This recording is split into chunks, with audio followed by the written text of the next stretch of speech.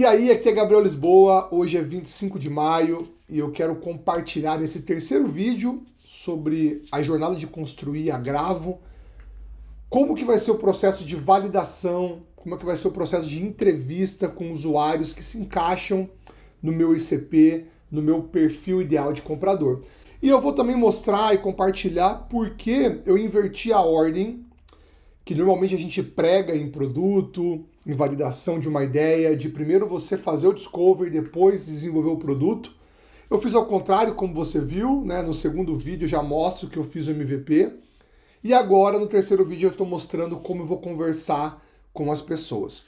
Isso pode parecer um pouco esquisito, mas eu vou te mostrar daqui a pouquinho o porquê disso. Produto pronto, agora vem a parte difícil. Realmente desenvolver o produto sozinho aqui em casa, brincando com a IA, é muito fácil. Mas agora conversar com as pessoas, colocar o produto na rua, receber feedback real, aí que vem realmente a parte difícil. Como eu disse para vocês no começo do vídeo, eu já construí o produto e agora que eu vou validar. E isso é o inverso do manual clássico, né? Normalmente a gente fala, olha, faça uma entrevista, converse com as pessoas, depois você vai desenvolver o produto. Por quê? Porque você está mitigando o risco de construir algo que o mercado não quer. Então, o que é o raciocínio? Eu construí esse MVP baseado na minha hipótese, baseado na minha percepção. O discover, ou melhor, o processo de entrevista, porque a pesquisa que eu fiz de mercado, a pesquisa que eu fiz com o IA, coletando informações de fóruns como o Reddit, ela também faz parte do processo de discovery, o que a gente chama normalmente de desk research, uma pesquisa que você faz na sua mesa com dados disponíveis aí no mundo. O que eu vou fazer agora, que também faz parte do discovery, é uma entrevista. Eu vou conversar com usuários que se encaixam no meu perfil de comprador e entender se a dor realmente existe para eles, na intensidade que eu acredito que exista, que faça que as pessoas estejam dispostas a pagar por isso. Então vamos lá, eu vou te mostrar aqui 4 ideias que me ajudaram, né, a inverter essa lógica de primeiro construir o produto e depois fazer as entrevistas, tá? Então o primeiro deles é que o custo de construção despencou, tá? Como você pode ler aqui nesse primeiro bloco. Então assim, o Lean Startup, né, ele argumenta, e um argumento muito válido, como eu já disse antes, primeiro validar a dor para depois construir o produto, para você mitigar o risco de construir algo que o mercado não queira e jogar meses de trabalho fora, tá? A grande questão é que o custo para você construir algo, principalmente um MVP como a Gravo, usando o IA hoje em dia é muito baixo. Eu demorei, eu acho que eu disse isso no segundo vídeo, se você não viu, dá uma olhada aqui no canal. Eu demorei 14 dias corridos para construir o produto, mas eu não investi 14 horas para desenvolver ele. O que talvez demoraria meses para eu ter feito esse produto anos atrás, sem o apoio de um agent code, tá? Principalmente eu que não sou um especialista, né, um dev senior, um dev especialista aí de mercado. Segundo ponto, né, aqui nesse outro bloco, é a questão do protótipo geral nos apoiar com feedback real. Então a Ideal, que é uma grande consultoria, desenvolvimento de marca, de produto, eles mostram de maneira consistente que você ter um protótipo de alta fidelidade ajuda muito no processo para você coletar feedbacks mais precisos, né, do que você ter uma descrição ou só contar como seria essa ideia, como seria o produto. Então, ter o MVP para mostrar no final da entrevista vai me ajudar a tangibilizar ainda mais se a pessoa está disposta a testar o produto, se a pessoa vê valor naquilo que ela está vendo, se realmente eu estou olhando para o caminho certo. E com isso eu posso aprender mais rápido. Os outros 2 blocos de baixo aqui eu não vou ler, mas você pode pausar o vídeo, né, e entrar em mais detalhes, mas eles basicamente vão reforçar alguns dos pontos que eu já disse aqui anteriormente no vídeo, ok? Quem que eu vou entrevistar? E como é que vai ser aqui a ideia? Quem eu vou entrevistar nessa fase? E aqui, realmente existem variações de segmentos, porque eu quero entender quem tem uma dor mais latente e entender aonde existe uma oportunidade maior de mercado, de segmentação, para eu explorar no começo. Eu não vou explicar aqui de novo os 3 segmentos, porque eu já expliquei no primeiro vídeo. Se você não viu, você pode pausar e ler aqui, que você vai entender com mais detalhe o que é cada segmento, as dores, a proposta de valor para cada um. E uma coisa que eu acho muito legal é esse sinal de compra, tá? Aqui embaixo. Isso aqui é muito bacana para você que está validando a tua ideia, está fazendo discovery, está validando talvez uma nova funcionalidade num produto já existente, que é você ter claro qual é o sinal de compra, qual é a resposta que você quer alcançar. Então, de antemão, para você evitar viés, inclusive, você já ter definido antes das entrevistas o que é o direcionador, o que é o norte para você, que você está no caminho certo, tá?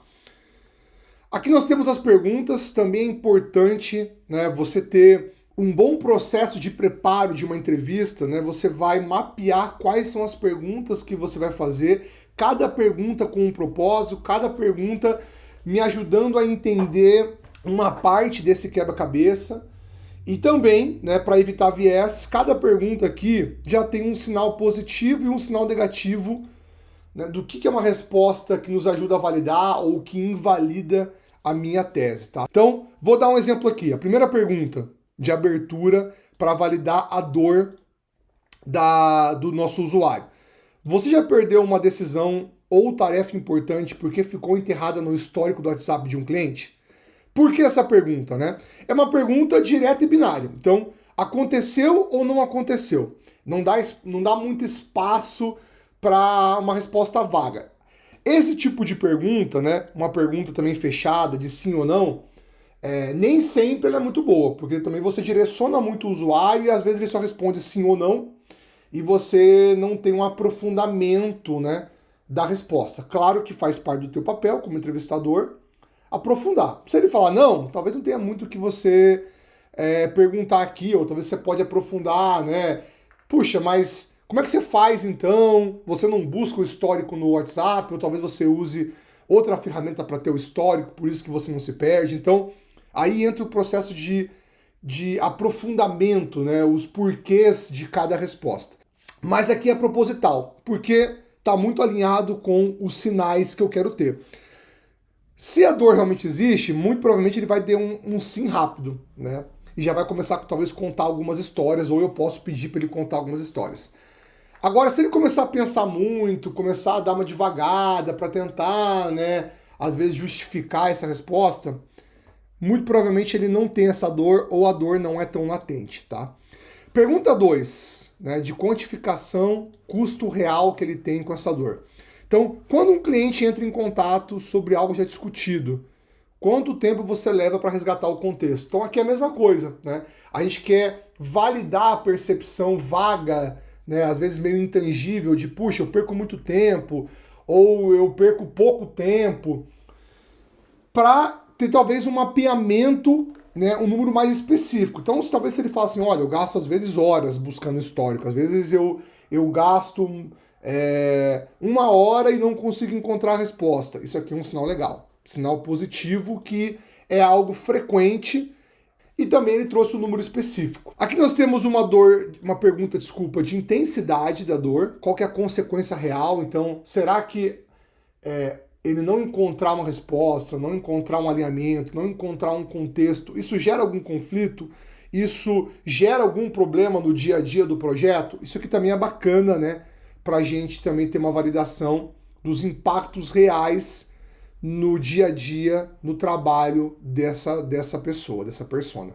Aqui é muito legal esse tipo de pergunta, tá? Isso aqui eu acho que é algo que nos ajuda a entender realmente o quanto dói essa dor, que normalmente é se a pessoa já tentou construir alguma solução, se a pessoa já tenta lidar, mesmo de uma forma improvisada, com um problema.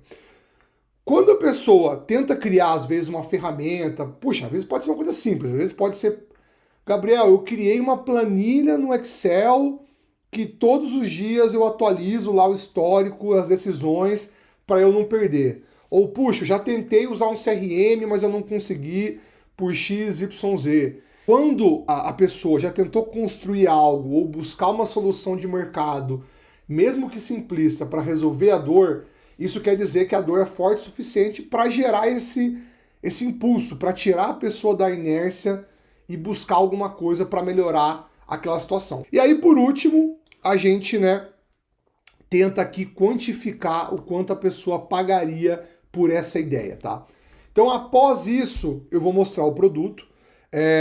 Na verdade, aqui ainda eu estou um pouco pensativo, muito provavelmente eu vou mostrar o produto e aí depois eu vou mostrar aqui essa pergunta, porque daí fica mais fácil ela conectar o quanto ela pagaria com o que ela está vendo. Como que vai ser a condução de cada conversa, tá? Então, primeiro começa com a prospecção, obviamente, né? Eu preciso encontrar pessoas que se encaixam nesse perfil e eu vou utilizar grupos de WhatsApp, LinkedIn, indicações de pessoas que eu conheço, comunidades de produto, marketing. Então eu vou atrás, né, das pessoas aonde elas estão, com uma abordagem simples, né? Inclusive tem aqui uma ideia para você.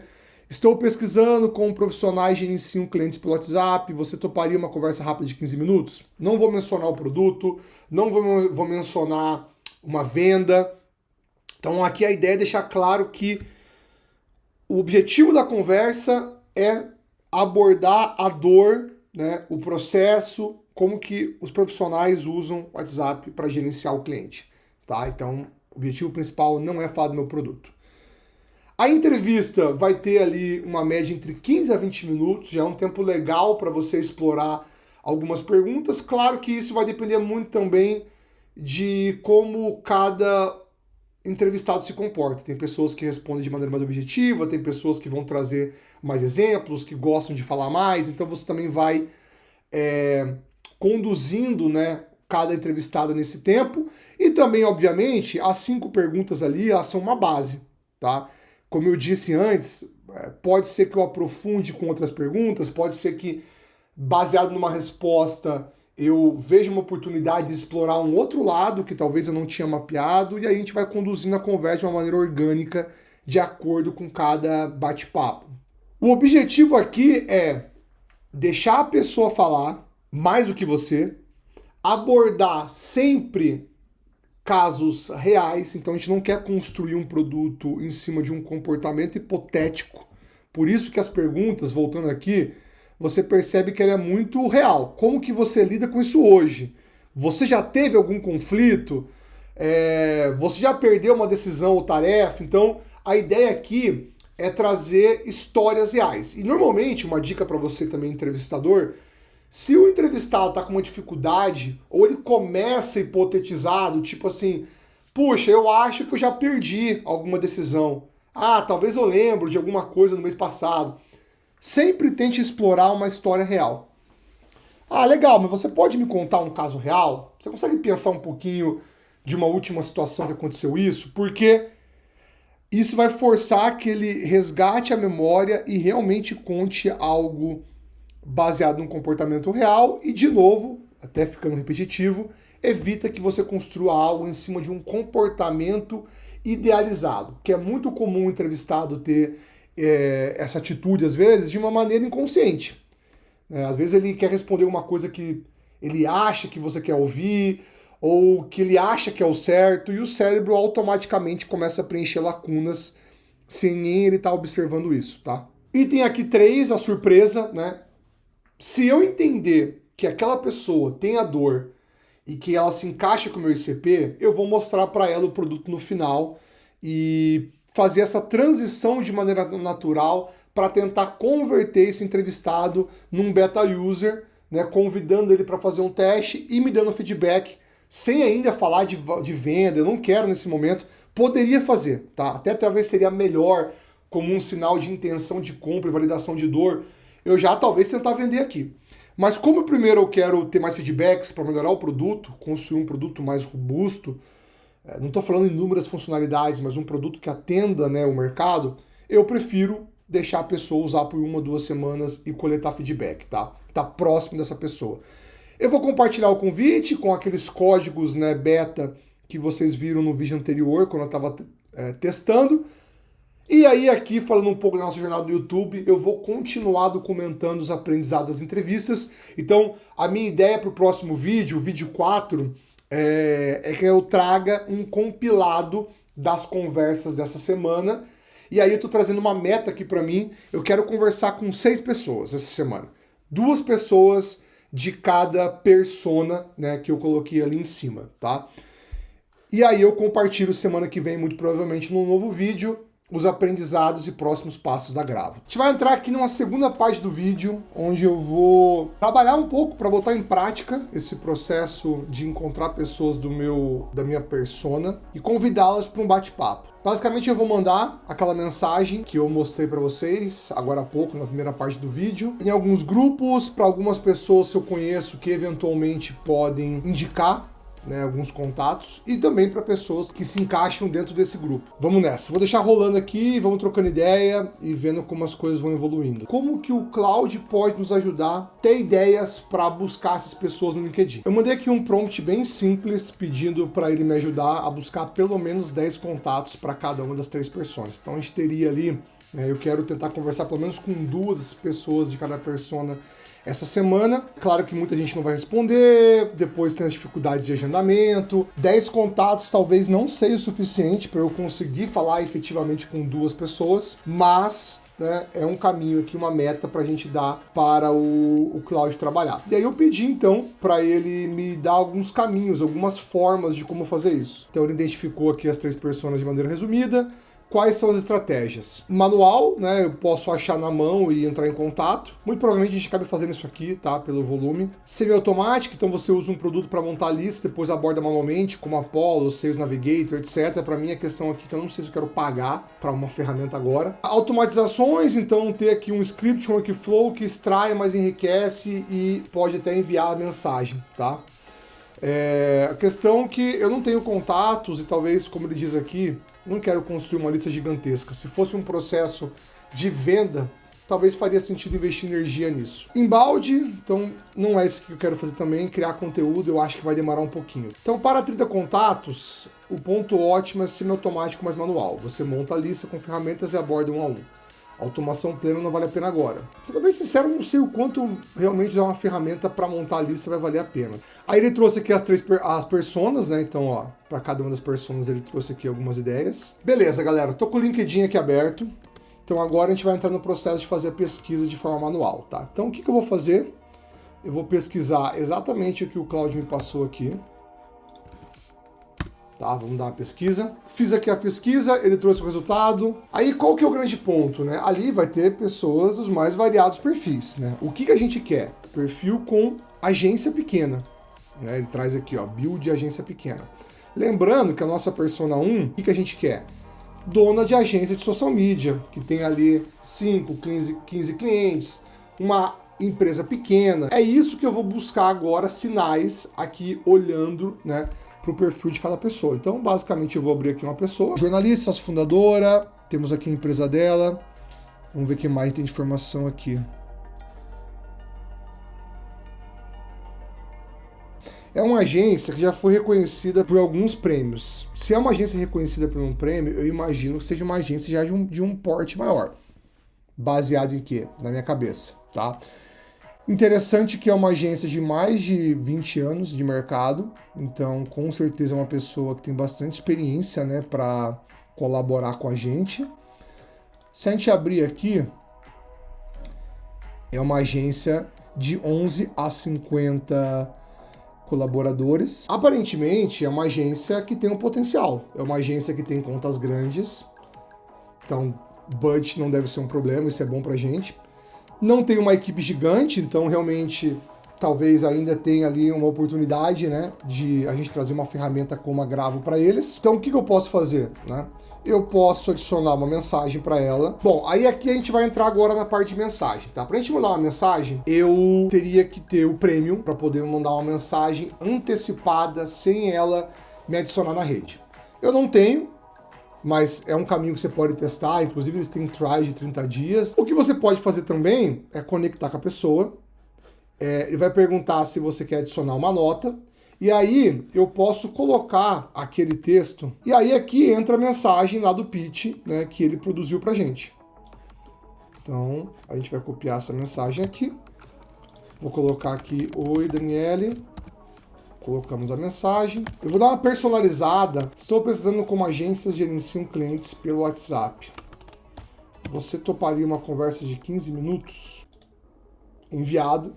E agora a gente espera adicionar e a gente continua com o trabalho aí até conseguir agendar com ela. Bom, de próximos passos eu vou continuar fazendo esse processo que eu te mostrei até encontrar 30 pessoas, 10 em cada persona. Vou fazer ali a conexão com todo mundo, sem o LinkedIn Premium, só permite que você envie aquela mensagem de introdução apenas 3 vezes ao mês. Então, as próximas pessoas, o que eu estou fazendo? Simplesmente adicionando, e aí eu mando uma mensagem agradecendo a conexão e mandando aquela mensagem de pitch ali pra gente bater um papo. Falando sobre números, puxa, Gabriel, 6 pessoas, 2 por persona, não pode ser um número pequeno? Sim e não. Quando a gente pensa numa pesquisa quantitativa, sim, seria uma amostragem pequena. Agora, quando a gente pensa num processo de validação, com uma pesquisa qualitativa, onde a gente vai entrar nessa entrevista com a pessoa para explorar o comportamento dela, normalmente a gente vai mirar numa amostragem de 10 pessoas. Se a gente não identificar um padrão de comportamento, de dor nessas 10 pessoas, a gente abre um grupo maior, então entrevista mais 10, por exemplo. E assim por diante até encontrar um padrão. Agora, se eu entrevisto 10 pessoas e já existe um padrão muito claro de comportamento, principalmente no meu caso, que confirme a hipótese que eu criei de maneira empírica, observando o mercado, a gente já tem um sinal muito bom, um indicativo que realmente a gente está olhando para a dor correta, beleza? No próximo vídeo, como eu já disse, vou trazer aqui para vocês os aprendizados dessas entrevistas e agradeço para você que ficou até o final, obrigado aí pelo seu apoio, deixa aí um comentário, uma curtida, se inscreve no canal para você acompanhar comigo essa jornada. Valeu pessoal, até a próxima!